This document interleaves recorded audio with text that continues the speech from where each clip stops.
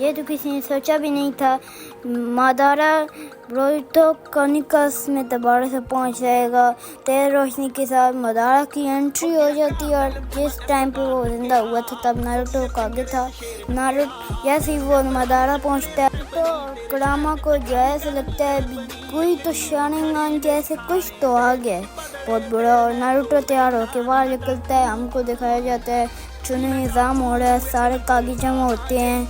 Naruto की यह होती है भी वो सारों को बचाने की जिम्मेदारी नारुतो की होती है। और वहाँ पे मादारा उचिया वहाँ पे गेट एंटर के पास पहुँच जाता है। वहाँ पे सारे यह देख के मादारा उचिया की शारिंगन को देख के और उसकी प्रेजेंस को फील करके और उसकी ऑरा को फील करके सारे घबरा गए थे। सारे उससे बात भी नहीं करने की कोशिश कर रहे थे।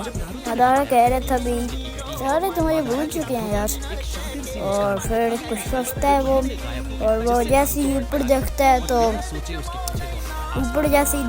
तो वहाँ पे 7 कागज के फोटोज बने हुए थे। और वहाँ पे कुछ वो सोचता है और जो है वो मोमोशिकी था, ये शायद मोमोशिकी है।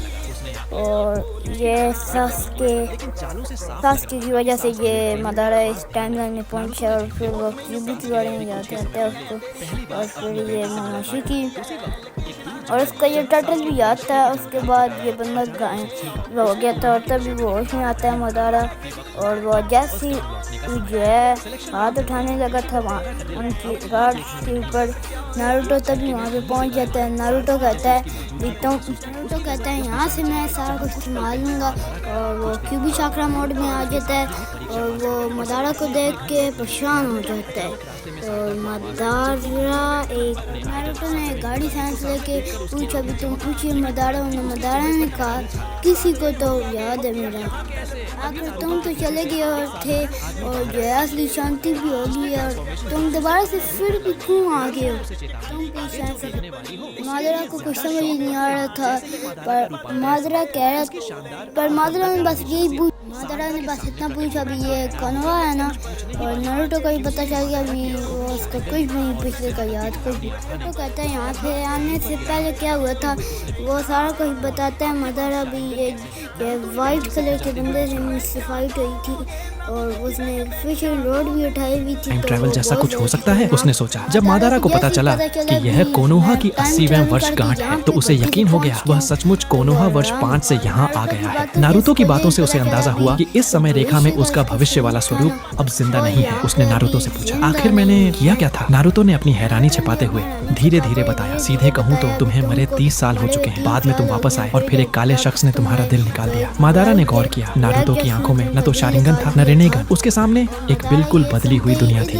फिर भी उचिहा पत्थर की सच्चाई पता है तो वह हैरान हुआ पर उसे यकीन हो गया कि नारुतो झूठ नहीं बोल रहा। अपनी पुरानी नाकामियों और किस्मत को जानकर उसने कुछ पल पहले हाशिरामा के साथ पत्थर के सामने हुई बातचीत को याद किया। मादारा के चेहरे पर हल्की सी मुस्कान उभरी। हाशिरामा के विचार भले ही मासूम लगे हों लेकिन अधूरे सपनों को अगली पीढ़ी को सौंपना शायद सही रास्ता था। उसने नारुतो से पूछा ये ओत्सुत्सुकी आखिर है क्या। नारुतो के दिमाग में उनकी शक्ल तो थी लेकिन बातों में उतना अच्छा न होने की वजह से वो समझा नहीं पाया। उसने मादारा से कहा चल मेरे साथ, वहाँ जाकर सब समझ जाएगा। नारुतो को देख मादारा के सामने फिर से हाशिरामा की छवि उभर आई। कोनोहा की मौजूदा सुनहरी, स्वर्ण और भव्य स्थिति को देखकर वो भीतर ही भीतर सोचने लगा शायद यही वो सपना था जो हम दोनों ने मिलकर देखा था। कुछ देर बाद दोनों उस जगह पहुँचे जहाँ शिकामारू पहले से इंतजार कर रहा था। वो नारुतो से पूछना ही चाहता था कि आखिर वो इतना इमरजेंसी मिशन क्या है, लेकिन जैसे ही उसने मादारा को देखा वो चौंक कर वहीं ठिठक गया। हकलाते हुए उसने पूछा ये कैसे जिंदा है फिर से। मादारा के होठों पर शातिर मुस्कान फैल गई। उसे याद था